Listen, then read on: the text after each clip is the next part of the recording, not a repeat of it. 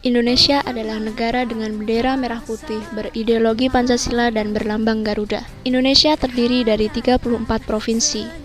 Di era saat ini, pertumbuhan ekonomi salah satunya dapat melalui kepariwisataan. Kepariwisataan itu dimiliki di setiap provinsi untuk mendongkrak kemajuan potensi alam. Salah satunya adalah Provinsi Bali. Bali terletak di timur Pulau Jawa dengan keunggulan kebudayaan wisata mancanegara dan keindahan alam yang menawan. Selanjutnya ada Kepulauan Raja Ampat. Pulau ini menjadi tujuan para penyelam yang tertarik akan keindahan pemandangan bawah lautnya. Kemudian, salah satu wisata di Magelang yaitu Candi Borobudur. Candi tersebut merupakan candi peninggalan Buddha. Siapa yang tak kenal dengan kota pelajar? Ya, kota itu adalah kota Yogyakarta. Kota Jogja ini juga termasuk kota pariwisata. Sebagaimana tercantum dalam Undang-Undang Nomor 10 Tahun 2009 yang berbunyi, pariwisata adalah berbagai macam kegiatan wisata dan didukung berbagai fasilitas serta layanan yang disediakan oleh masyarakat, pengusaha, pemerintah, dan pemerintah daerah. Di daerah istimewa Yogyakarta terdapat 4 kabupaten dan 1 kota madya. Salah satu pariwisata yang menarik adalah Gunung Kidul. Di Gunung Kidul terdapat budaya rasulan, pantai, dan spot wisata lainnya.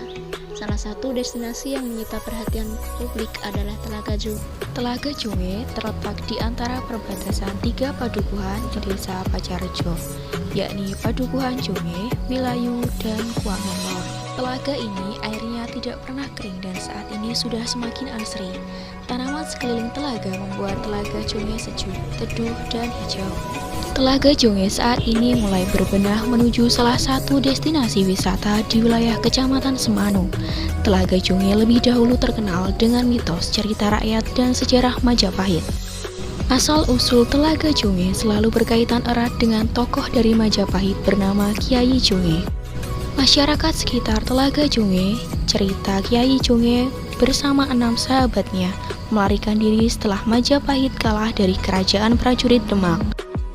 Kyai Junge dan sahabatnya melarikan diri dan terdampar di kawasan sebelah tenggara Gunung Kidul. Fasilitas yang ada di wisata Telaga Junge antara lain toilet, lahan parkir, musola, spot-spot foto, jogging track, camping, memancing, aktivitas air, penyewaan perahu, dan area untuk menikmati sunset. Wisata Telaga Junge ini menawarkan pemandangan mengagumkan dengan tersajinya telaga yang masih alami. Saat ini sudut-sudut telaga tersebut terdapat pepohonan yang rindang menambah keindahannya. Tidak heran jika beberapa orang memilih untuk berfoto di spot-spot foto yang telah disediakan. Telaga Junge menjadi tempat pilihan pengunjung setiap akhir pekan sehingga mudah dijangkau oleh wisatawan. Peningkatan jumlah pengunjung tersebut tidak lepas dari peran kelompok masyarakat desa Pacarejo yang mempromosikan objek wisata di desa Pacarejo dengan menggunakan sosial media. Beberapa kelompok masyarakat pun mulai mengembangkan potensi. Secara kondisi lokasi, objek wisata Telaga Junge memang sangat potensial. Kaitan wisata Telaga Junge dengan implementasi Pancasila. Yang pertama yaitu nilai ketuhanan. Nilai ketuhanan adalah bahwa Indonesia merupakan negara beragama, sehingga setiap rakyat Indonesia memiliki agama yang dipercaya. Agama yang dianut mayoritas adalah Islam. Pada tempat wisata Telaga Junge ini terdapat fasilitas musola untuk ibadah pengunjung muslim. Pengadaan musola tersebut berkaitan dengan implementasi nilai dasar Pancasila sila pertama. Selanjutnya, nilai kemanusiaan. Kemanusiaan adalah memanusiakan manusia. Di dalam destinasi wisata ini terdapat beberapa area permainan yang dominannya di air. Dengan penyediaan pelampung dalam beberapa spot permainan air, termasuk pengamalan sila kedua, dikarenakan dapat menjaga keselamatan pengunjung yang bermain. Selain itu, penyediaan lahan parkir dan penciptaan peluang bagi para wirausaha juga termasuk pengamalan sila kedua karena dapat meningkatkan perekonomian.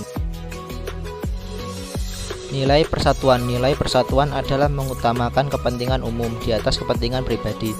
Maksudnya, menjaga alam yang ada dengan cara membuang sampah sesuai tempatnya untuk menjaga kebersihan dan tidak merusak atau membawa pulang benda maupun fasilitas yang tersedia. Musyawarah merupakan perundingan atau keputusan bersama dengan maksud mencapai keputusan untuk menyelesaikan masalah. Dengan penyediaan aula sebagai fasilitas dapat digunakan para pengunjung maupun pengurus untuk sarana rapat. Nilai keadilan pemerataan terhadap suatu hal.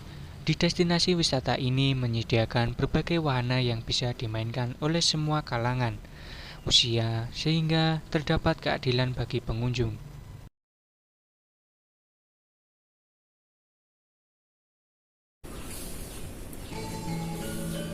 Pancasila itu dirasakan, tidak hanya dikatakan.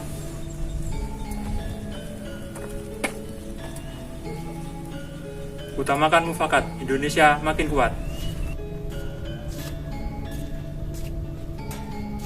Toleransi bukan hidup berdampingan, tetapi soal kesejajaran. Jiwa muda, jiwa Pancasila. Bangkitan lahir bukan dari keegoisan, tapi dari persatuan. Saya Bagas. Saya Afri. Saya Safa. Saya Bilal. Saya Vito. Kami Pancasila.